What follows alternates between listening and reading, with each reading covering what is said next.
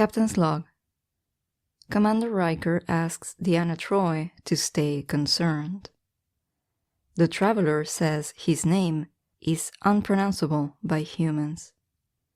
And Picard comes to the conclusion that only the power of thought could explain what has been happening.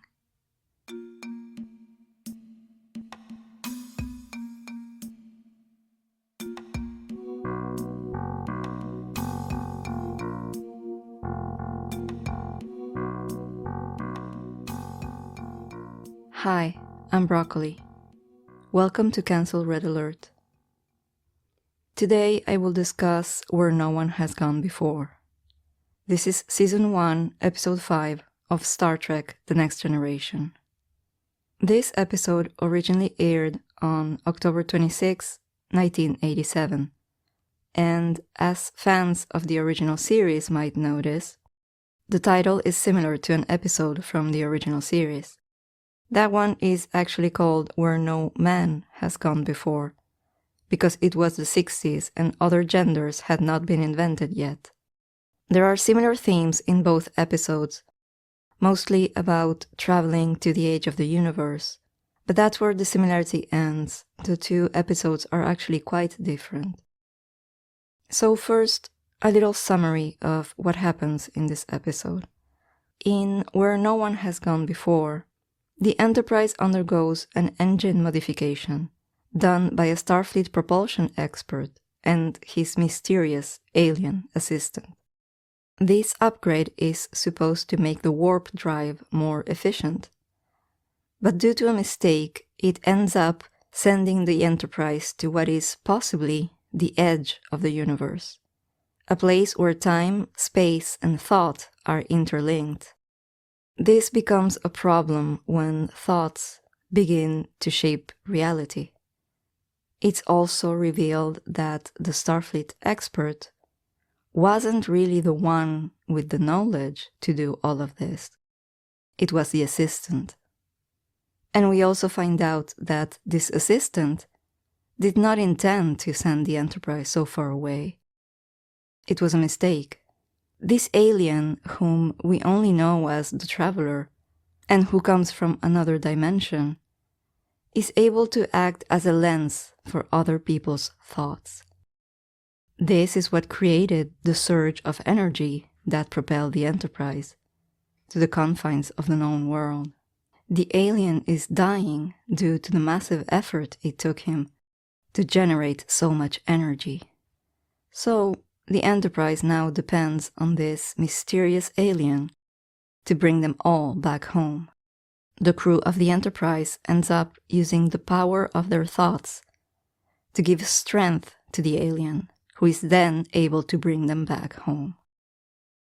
Now on to the analysis. First, I will talk about how different characters in this episode show pride or even arrogance, but then are given the chance to make amends for their behavior, which is a very Star Trek thing. And then I will briefly address how, in this episode, we learn that Wesley is basically a boy genius and what that means. Then I will discuss the Traveler and how he opens the door to the possibility of traveling through time, space, and thought. And finally, I will talk about the main theme in this episode, the power of thought, and I will discuss it in relation to mental health. So, come with me. For this one, I made a reservation for the holodeck, but apparently there's a holodeck malfunction, and we can only choose between two programs. There's a historical simulation of the Hanging Gardens of Babylon, or there's Lieutenant Worf's calisthenics program with those strange skeletons that chase you. So yes, I selected the garden simulation. Hopefully, the holodeck malfunction will be fixed. Let's all go and sit by this beautiful almond tree. Okay, now, let's see what's out there.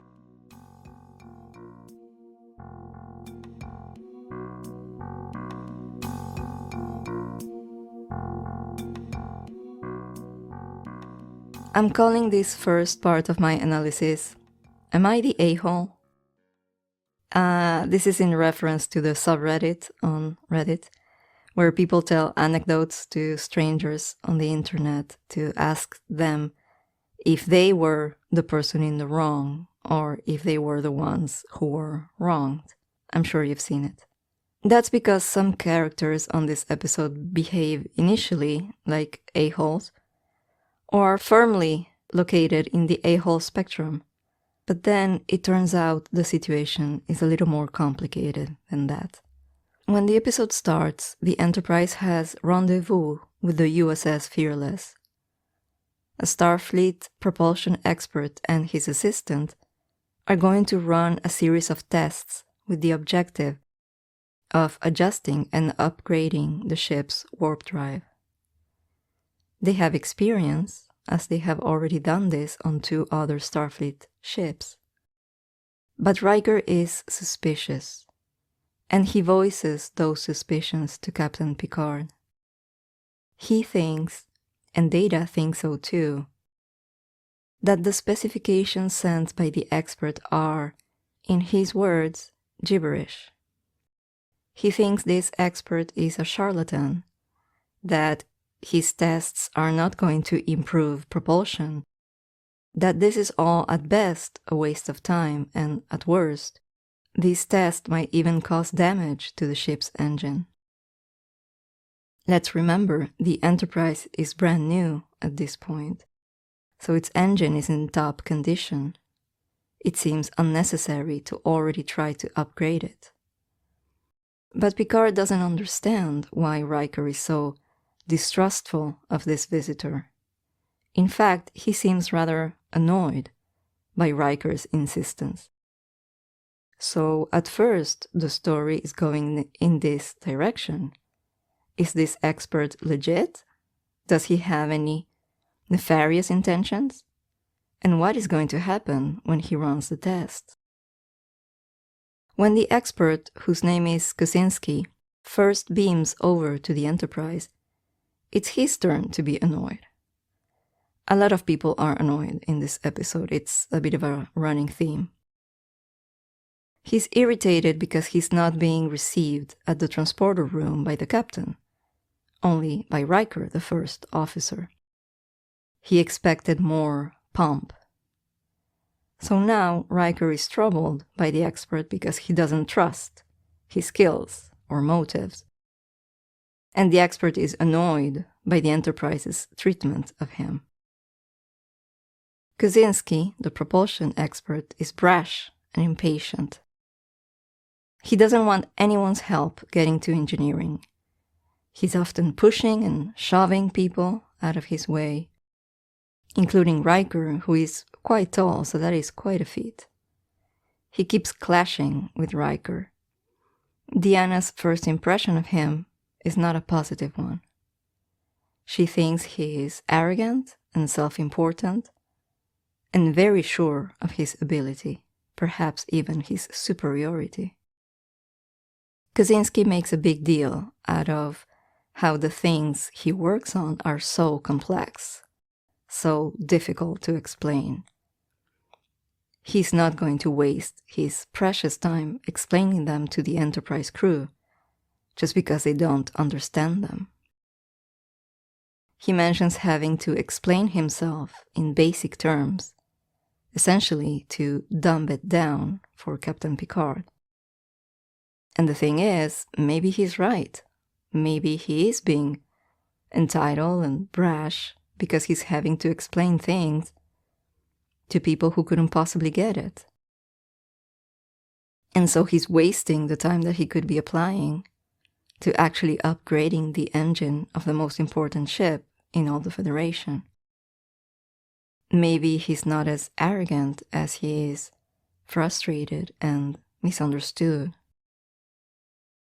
Wesley Crusher observes Kosinski and his assistant working, and he realizes, way before anyone else, that it's actually the assistant doing all the work. He tries to warn Commander Riker. He tries to explain to him that it wasn't Kosinski who created the power surge, that propelled the Enterprise so far away. It was a traveler. But Riker won't listen to him. In fact, he's quite condescending towards Wesley. None of the adults, none of the highly educated Starfleet officers working at the flagship of the Federation realized that it wasn't Kaczynski. They had suspicions, sure, but the only one who observed the situation well enough to figure it out was Wesley, a child. And Riker admits this to Picard. He was condescending and arrogant before, but he's humble enough to realize his mistake and to own up to it. I think this is one of the things that make Star Trek: The Next Generation such a comforting show to watch. For the most part, adults behave like adults should. When they make mistakes, they are gracious enough to own up to them and make amends, for the most part. At the end, once the charade is over, once everybody finds out, including Kaczynski, that he wasn't really doing anything, the traveler still requires his help. He asks for his help to input the calculations to get the Enterprise back to the Milky Way galaxy. And Kaczynski seems pleased by this. He smiles and he seems appreciative of being included, even after having been unmasked as a fraud, essentially. Even though he wasn't trying to defraud anyone, he really thought he was the one making the engine go faster. He immediately sits on a station and starts helping the traveler. Now he is the assistant, and he seems humble enough to accept this new reality. It's a redeeming gesture for a character that could have been simply discarded as the a-hole of the episode. In Star Trek, characters like this one, who first come off as entitled and arrogant, often have the chance to grow, to evolve, to not stay stuck in a rigid goodies versus baddies structure. And as I said before, it wasn't just him being an a-hole throughout this episode, so were Picard and Riker in their treatment of Wesley, which they also got to redeem themselves for. Now, let's talk about Wesley, Amadeus, Mozart. Wesley is in engineering because, as Argyle, the chief engineer, explains, he's working on a school project. So he's allowed to be there. No one pays attention to him, and from earlier episodes, we know Picard doesn't particularly love seeing him around. And one of the first things Kaczynski the expert does is complain about Wesley being in engineering, even though he has the right to be there. The only one who pays attention to him and is interested in his opinion is the traveler. As Kaczynski and the traveler get ready to enter the formulae in order to test the warp drive, Wesley shows interest in what the traveler is doing. And the traveler lets him see, and he lets him participate and even asks for his input.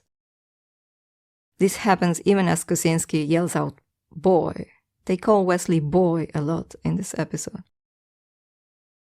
The traveler recognizes Wesley's unique abilities to manipulate space, time, and thought. Wesley doesn't yet have these abilities, but if encouraged, he will be able to develop them. People like Wesley are the reason why the traveler and others like him travel. They look for beings like themselves, able to understand the intricacies of time. The traveler compares Wesley to Mozart, a child genius. And he asks Picard to look after Wesley so that he is able to develop these skills, but without telling him. And Picard does so. By the end of the episode, he makes Wesley an ensign so that he is able to be on the bridge, and so that he can learn and grow and develop his special talents. Now, as an aside, I want to talk about Wesley's sweater for a second. I dabble in sewing and I crochet, so I'm fascinated by this magnificent sweater. It's orange and it combines both knitwear and jersey fabric. It's hard to describe because from the neck down to the chest, it's knitted in a chevron pattern, then there's a stripe of fabric, then a stripe of knitted cable, then more fabric, then back to the knitwear. It's fascinating. It's loose and creased, and it's a wonderful contrast to all the light uniforms around him. It makes him look like he's living in a different weather compared to the others. Maybe he's in a different dimension? Undoubtedly, Wesley's sweater defies the space-time continuum.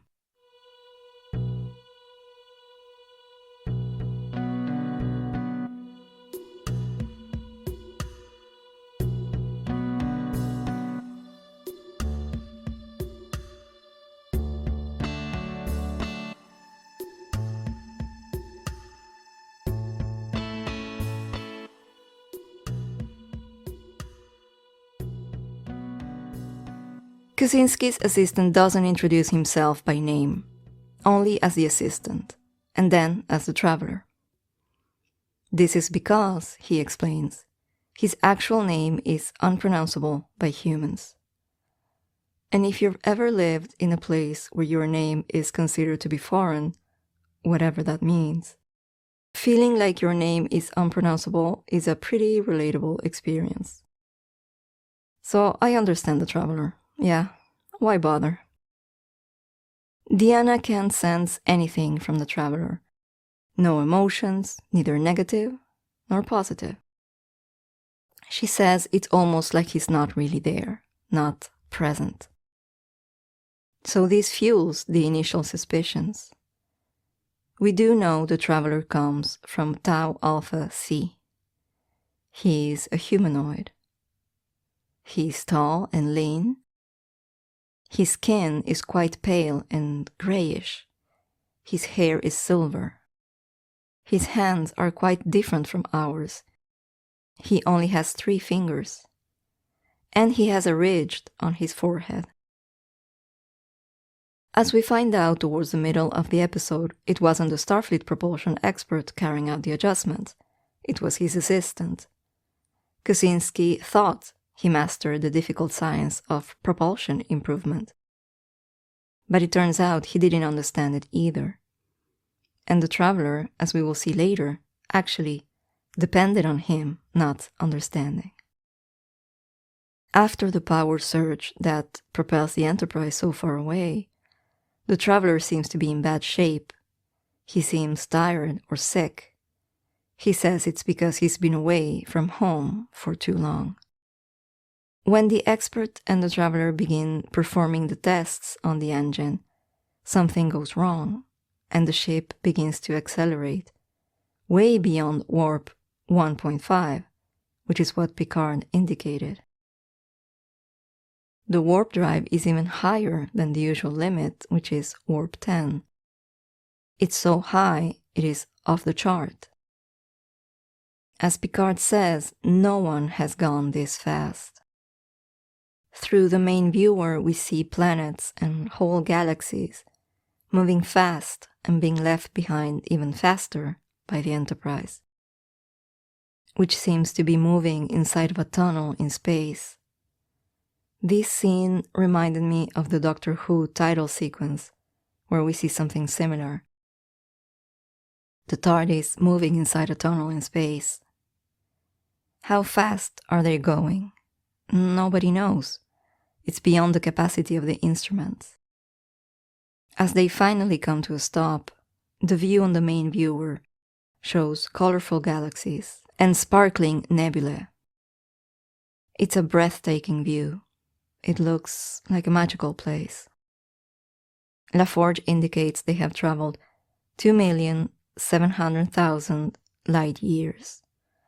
Not only have they left our galaxy, they have passed through 2 other galaxies, and they have ended up on the far side of the M33 galaxy, also known as Triangulum. It's going to take them 300 years at maximum warp to get back home. The Triangulum galaxy is a real galaxy located 2.73 million light years from Earth. From our perspective on Earth, it is located in the Triangulum constellation. If you want to see it, just look for the Aries constellation and the Andromeda constellation. It's right between those two. Depending on where you are in the world, of course, constellations appear in different places in the sky, so I leave that to you. You can look for them with the Stellarium app. Now, the Triangulum, or M33 galaxy, can be visible with the naked eye, but you'll need very good conditions for that. I'm talking very dark, clear sky with no light pollution.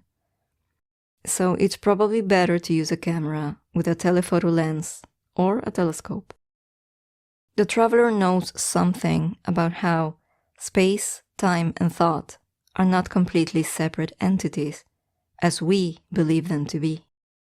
That they are all maybe one and the same thing. But he also thinks, or he knows, that we are not yet ready for that information. The traveler is from another plane of existence. He travels. That's what he does. But he doesn't have a place of destination. The purpose of his journey is curiosity. He seeks to see and experience other people's reality. He uses his knowledge of propulsion to get passage on Starfleet vessels and to explore our reality and us. Kosinski was just his cover. When Picard orders Kosinski to bring them back home, again, there's a problem. This time the power surge seems even greater than the first time. They're traveling even faster and farther. The Enterprise ends up not back home, but even farther away. The image on the main viewer is fascinating. There are blue cosmic clouds that look like ice or water. There are what look like energy beings flying or floating or swimming around. There's a deep, dark abyss. To me, the image looks more like what one can see through a microscope. It looks more biological than astronomical. Almost as if there were no more points of reference to understand the reality the Enterprise finds itself in. The Enterprise is in uncharted, unknown territory. They are 1 billion light years away from the Milky Way galaxy, from home. And this is when things get weird. The crew of the Enterprise starts seeing things that can't be. Worf is at his station on the bridge when he suddenly sees his childhood pet, a Klingon Targ, which is similar to a boar, but with spikes on its back, of course, because it's Klingon. He kneels down, and he touches the animal. It's there. It's real. Then the animal disappears. But Tasha Yar saw it too. She then sees an orange cat, and she is transported back to the colony where she grew up. She is being chased by a rape gang, and she's helping the little cat escape. It's a horrifying experience, and she seems terrified, until somehow LaForge helps her snap out of it. So I said snap out of it because I wasn't exactly sure what word to use. She doesn't wake up from a dreamlike state, or nightmare state in this case. She's not imagining it. The experience is real. Others start experiencing similar things. Picard is inside a turbolift, and when the door opens and he's going to step out of it, he's actually stepping out into space. The Enterprise is gone. All we see is a door open to space, and Picard has trouble going back into the turbolift where, after a while, everything gets back to normal. Someone else on the ship, a crewman, is playing the violin and performing a piece by Mozart, surrounded by people dressed like they belong in the 18th century. An ensign is in the cargo bay wearing a ballet tutu and dancing ballet. And then Picard sees his mother. She's sitting down in the middle of a corridor having some afternoon tea. A very French thing to do, of course, as we all know. Picard is struck by what he sees. His mother is dead. She can't be there drinking tea. He approaches her and they have a conversation. She tells him that, in spite of being dead, she's always with him. Picard wants answers. Is this the edge of the universe, or is it the beginning? How can it be that she's there? And where exactly is the ship? I like this scene. The character of the mother is sitting down at a beautifully arranged table with a brass teapot and china teacups, and she's wearing beautiful clothing and jewelry. She is very out of place on the ship.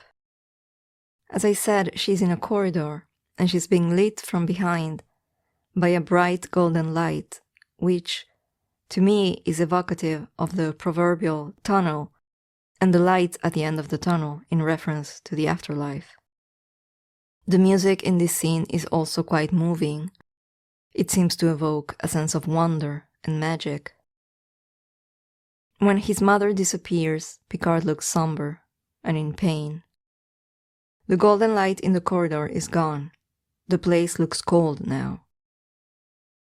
The music has changed too. It's now more dark and ominous. When Riker asks him if he can help him with anything, Picard says simply, no. It's now becoming more apparent that, wherever they might be, they are in a region of space where thoughts can become reality. So Picard instructs everyone on board to, essentially, control their thoughts. Easier said than done. The Enterprise is therefore stranded in an unknown, faraway place of the universe, where the world of thoughts and the world of reality seem to be one and the same thing. This means everyone on board faces great danger. If they don't leave this place, they might soon not be able to distinguish between thoughts and reality. There's one scene that exemplifies this danger. A crewman is trapped in a corridor behind a wall of fire. He's screaming in pain and he looks sweaty. The fire is real. It is really cornering him. And it's really burning and hurting him. And yet, once he realizes, he's able to put it out with his thoughts. He does so, and the fire disappears. This scene is, to me, such an interesting commentary on how powerful our thoughts can be, how they can build or destroy our reality. We don't need to fly to the edge of the universe to experience this. This scene reminded me of what it feels like to live with anxiety or depression. The human brain is capable of coming up with doomsday scenarios or sad, defeating realities that are not real, but feel real because they're very convincing. In fact, they can become even more convincing and more real than reality itself, and they can end up replacing reality. The traveler has become debilitated and is on the verge of death. So Picard asks everyone on board to think of the traveler's well-being, to give him strength, so that he can accomplish the task of bringing them home. This way, the traveler can once again act as a vector for everyone's thoughts, this time intentionally. The Enterprise flew so far by the power of thought, the energy generated by thought itself. But it was a mistake. The traveler never intended to get them so far, because it's too soon. For humanity and other humanoids, a place where reality is created by thought is a very dangerous place to be, because we don't yet have control over our thoughts. According to the traveler, we will get there, but in the distant future. I like the fact that this episode starts off with the more negative and destructive aspects of our thoughts and where they can take us, and ends on a more positive note. We can also use the power of our thoughts for good, to heal, to repair, to love, to imagine and project a positive outcome even when reality seems dire, to create and to have hope.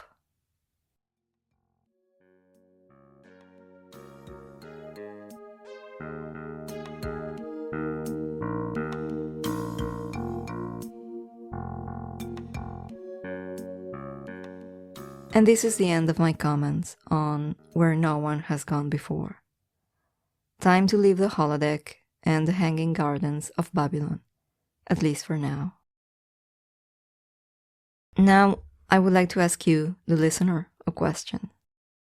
Do you think humanity will ever evolve to the point of being able to understand time, space, and thought as the same thing? Or at least, will we ever be capable of shaping reality with our thoughts? I think we are capable of so much more than we currently do with our brains. But I also think that what our brains are capable of is already nothing short of a miracle. Perhaps a more evolved future doesn't look like the edge of the universe as we see it in this episode, with bright energy beings and blue space dust. Perhaps a more evolved human race is simply one that is able to control and project positive, constructive thoughts outwards, even if it is for something as small as making someone else feel better. And will this happen through technology or lifestyle change or dietary change? I know that during our past evolution, our consumption of foods rich in DHA contributed to the development of a larger, more complex brain. What if there's space DHA out there? We don't know what foods or environments are out there. If we're one day able to live in space or on other planets, we don't know how this might affect us. Not to mention contact with other species, if that ever happens. What do you think? I would love to know your thoughts on this. Please leave a comment with your answer. That's it from me. Until next time, live long and prosper.